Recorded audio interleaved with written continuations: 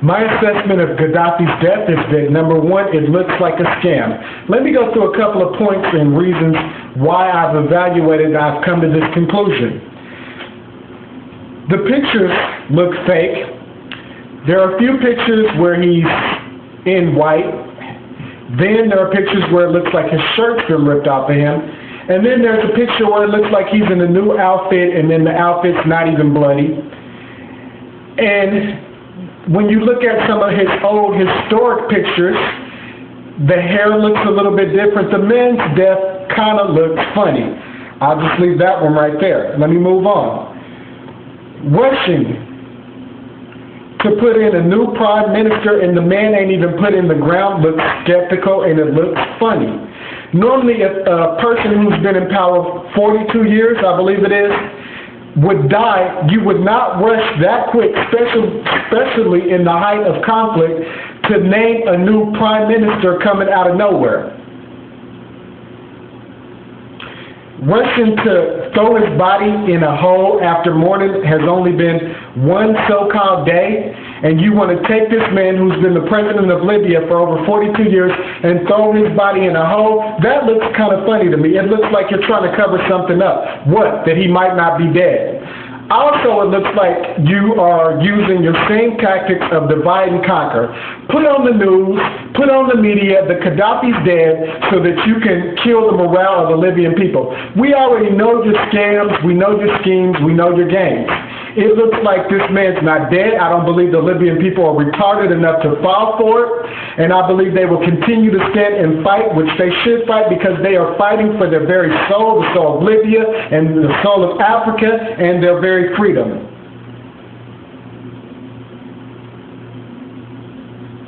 Miss Hillary Clinton's statement.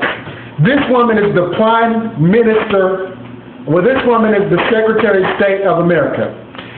And so all of a sudden she just received a text from a BlackBerry of one of her staff members, and they record that and put that on video and put it on YouTube, and this is a top secret ordeal. That looks very fishy. And then she comes out with another video laughing and giggling, a 30-second video, yeah, he's dead, blah, blah, blah. It just looks funny. It just looks like another scam to scam and treat the American people like we ain't nothing but a bunch of retards. Gaddafi's legend. You want to rush and bury him because you don't want to make a shrine out of him. The man's legend, his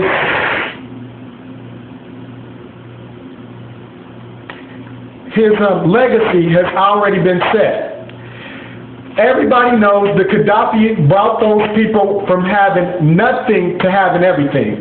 While the world looms in a debt crisis, the Libyan people are free from debt. He put aqueducts over there, spent $83 billion on his land-made lake projects to green Africa. He splits the profits of the oil revenues amongst his people. He pays for their education. He pays for their health care. He pays for their housing while he himself lives in tents. This is a man whose legacy is set, and his legacy will live forever because he has proven and shown himself to be a great king. Even though we try to name him a terrorist and we have nothing on him, with people coming forward claiming that they've been paid to say that he bombed planes and everything else, and we have no facts that this man ever did anything of terror except for stand up to the evil elitist criminals of the world. That's all he did. When it came down to Saddam Hussein in the Iraq War, how we went over there and took him down literally for no reason at all, when we already had the man, half his country under a no-fly zone, and he wasn't doing anything new, but yet we go in and we take him down for nothing. We're all in the Islamic countries, and look at what we're doing over there. Killing hundreds of thousands and millions of Arabic innocent civilians. And then not only that, racism going over there, and our president, you're supposed to be black, but yet you know dark-skinned Africans are being beheaded and being killed, and you say nothing about it. That doesn't sound right to me. Something's very fishy, folks. Gaddafi has proven himself to be a stand-up king, and I believe that we would have been better off in America with a president that held Gaddafi's values. Maybe our students that went to school would be $30,000 to $40,000 in debt upon graduation. Maybe all of our jobs would be shipped overseas because of a NAFTA agreement passed by Bill Clinton. Maybe we will receive some of the profits of the oil revenues instead of giving out billions of dollars in a bailout to criminal corporations who've done nothing but to corrupt and destroy America. The evil enemies of the world, and I know who you are. You are the synagogue of Satan. You are the revived Roman Empire. Oh yeah, I know who you are, buddy. And I know your agenda is to take down the world so you can implement your New World Order, one world government solution, which you've been working on for thousands of years, and that was stated by Bush Sr. And it's been going on. Everything you do is satanic, it's ugly, and it's evil, and you believe that not only will you take over the world, but you will eventually dethrone the Most High. Oh yeah, this is a deep war we involved in, folks. But you know what? I have one thing to say.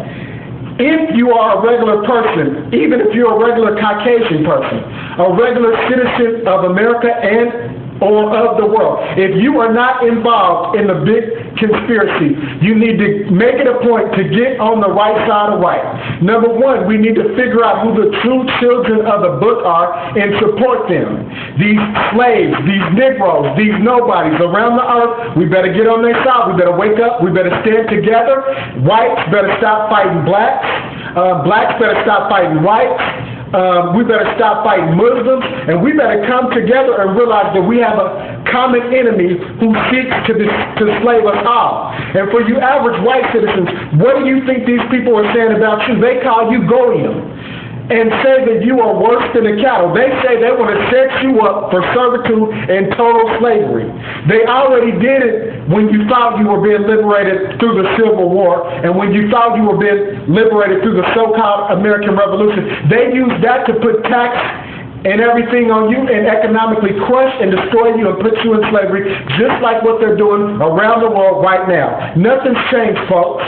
But the one good thing is the Most High will stand.